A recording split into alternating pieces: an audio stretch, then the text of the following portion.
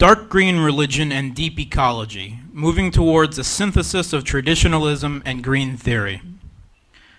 This brief paper will examine the ecocentric green theories of dark green religion and deep ecology from a traditionalist perspective. It does not make the claim that these belief systems should in fact be considered traditionalist, but will analyze and compare their basic principles and beliefs with the precepts of traditionalism, with the goal of beginning a dialogue to discuss commonalities and differences between them, and eventually moving towards mutual acceptance and synthesis.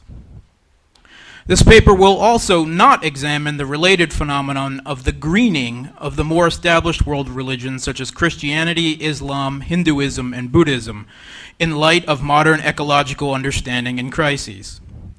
While this remains an interesting and worthwhile field for discussion and exploration from a traditionalist perspective, time and space preclude it from this paper. The rebirth of nature-centric faiths and spirituality and the aforementioned greening of more established, institutionalized, and mainstream religions takes place in the context of global ecological crises and catastrophes. As a result of the destructive lifestyles, processes, practices, and externalities of modernity driven by global capitalism and industrialism. Ecological and climate science tells us that as a result of anthropogenic activity that our planet has reached a number of planetary boundary limits which have already been crossed or are in imminent danger of being crossed, all of which threaten not only the global biosphere, but by extension human civilization as well, including climate change, ocean acidification, stratospheric ozone depletion, the nitrogen cycle, the phosphorus cycle, global freshwater use, changes in land use, biodiversity loss, atmospheric aerosol loading, and chemical pollution. Thus, we have a scenario where one branch of science is telling us that the rest of science and the exploitation of its products by modernity and industrialism is threatening all life on the planet. This is a material concern, of course, albeit of a global and existential scale, but it is much more than that. This is also a spiritual failing of man to live in harmony with his environment, and a very damning condemnation and critique of modernity and the Enlightenment idea of progress, with its accompanying materialism. Many ecological scientists themselves have begun arguing publicly that pure positivism and reason have failed humanity as methodology, and that a new moral theory and supporting metaphysics of our place in the universe, a new ontology and epistemology is needed in order to adequately deal with these crises and to shift public behavior. As such, they are at last turning back to inspiration and knowledge for some of the earliest religious and spiritual beliefs to inform them of an earlier time when humanity lived in harmony as part of nature, the animism, shamanism, and paganism of hunter-gatherer and nomadic civilizations. The traditionalist philosopher Syed Hossein Nasr said in Man and Nature, the Spiritual Crisis in Modern Man, that the environmental crisis is so critical that it is necessary to quickly go beyond what has been done during the past few decades to solve it.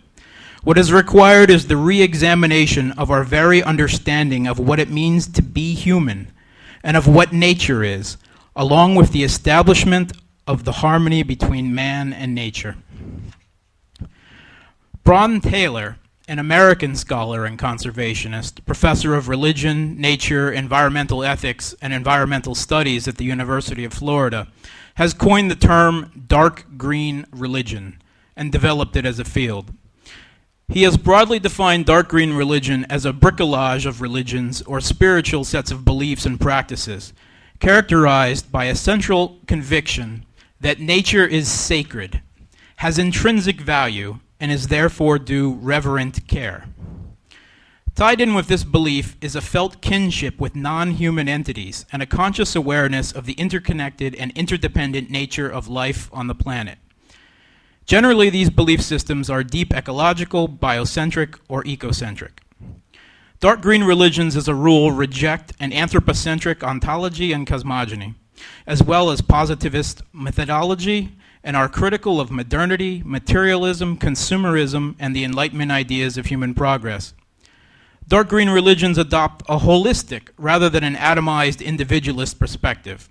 That is, they value populations, species, ecosystems, and the ecosphere as a whole.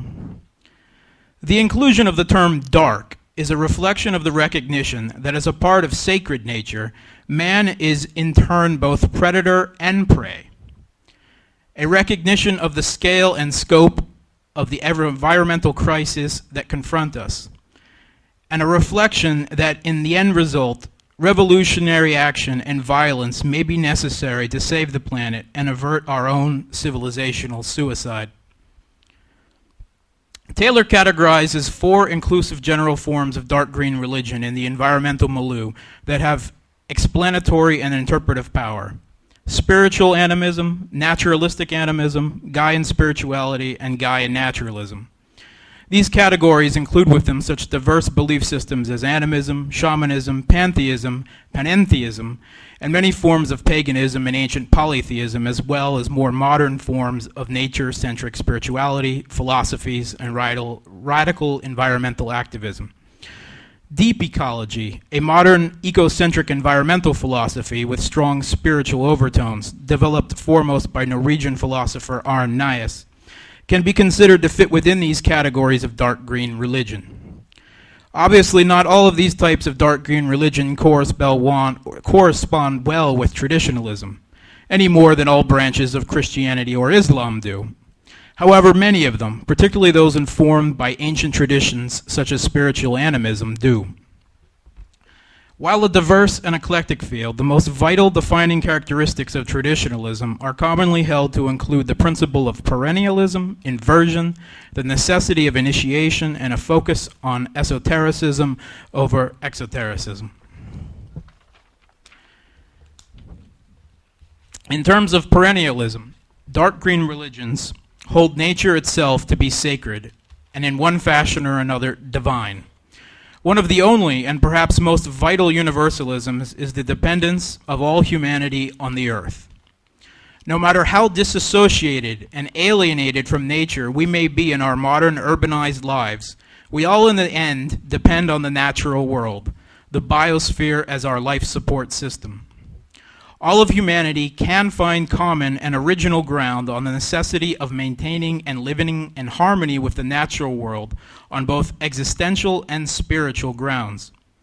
Thus, for dark green religions, nature itself, as universally sacred, provides the primordial metaphysical basis that lies behind all cultures, societies, and civilizations, through which all of humanity could therefore be said to be transcendentally united.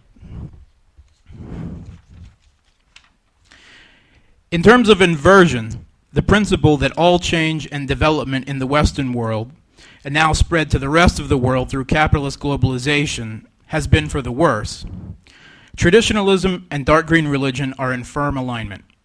Both regard what is commonly referred to as progress as really a destructive process. This inversion gives both also their apocalyptic content and revolutionary potential as they seek to hasten the end of modernity. However, dark green religion, while sharing the spiritual conception of diversion of traditionalism, also adds the powerful critique of environmental crisis and catastrophe, with the potential of an existential threat as a further combination of modernity, necessitating an ontological change and the global restoration of a spirituality and metaphysics as a response. In terms of initiation, dark green religions seek to restore the ancient practices and traditions of animism, shamanism, and paganism. This provides rituals and tests of induction into a chain of spiritual adepts going back to supernatural incarnations of the natural world as expressed through a higher plane. These spiritual traditions are the most primordial and antediluvian of human religions, dating to the earliest hunter-gatherer, nomadic, and first settled agricultural societies, when humans lived an existence that was sustainable and largely in harmony with nature, their source of the divine. Those thus initiated through contact with spirits and other deities that incarnate aspects of the transcendent natural world form a vanguard or guides that resemble lodges or groups in the established faiths of traditionalism. There is precedent for this in traditionalist circles already. Fritjof Schuon had an intense interest in Native American shamanism and traveled to the U.S. in 1959 and 1963 to seek understanding of, dialogue, and eventually initiation with the primordial nature of Native American religion as a direct manifestation of the primordial tradition in its purest state. The ancient tradition of dark green religion, however, faces potential hostility from the Abrahamic monotheisms and potential accusations that the traditions are largely reconstructed or manufactured and thus have little historical or metaphysical integrity. The various ancient nature religions within the dark green milieu, like traditionalism, each have their own exoteric dimensions, as well as religious rites, sacred texts, moral and dogmatic theology. However, when the issue of esotericism in dark green religion is examined, we see a sharp conflict with most of the established religions of traditionalism, most of which adhere to an anthropogenic ontology and establish a dualistic divide between God and the creation, or nature. For dark green religions, their conception of God, or the sacred or divine, is the creation, one with it, or an aspect of it.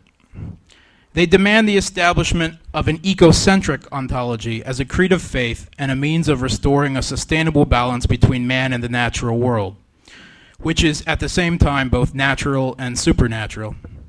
Man is already regarded as part of nature, as the divine, and needs only to commune and live in harmony with it and eventually die and return to the sacred nature, rather than seek an escape to a higher state of being. This division of esotericism between dark green religion and traditionalism would seem to present a serious divide and point of difference on fundamental metaphysics that must be addressed before any synthesis can take place.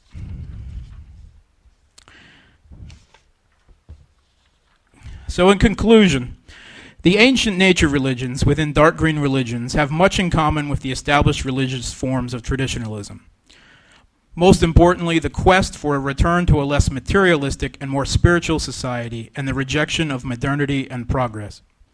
Dark green religion provides a powerful new environmental critique of modernity as suicidal in destroying its own life support system. However, there remain several basic ontological and metaphysical divides that must be addressed through dialogue before any synthesis between the two could take place. Such a dialogue would, however, in my humble opinion, be of extreme value, as traditionalism and the dark green religions have much to offer each other as allies in the struggle against modernity and materialism. Thank you.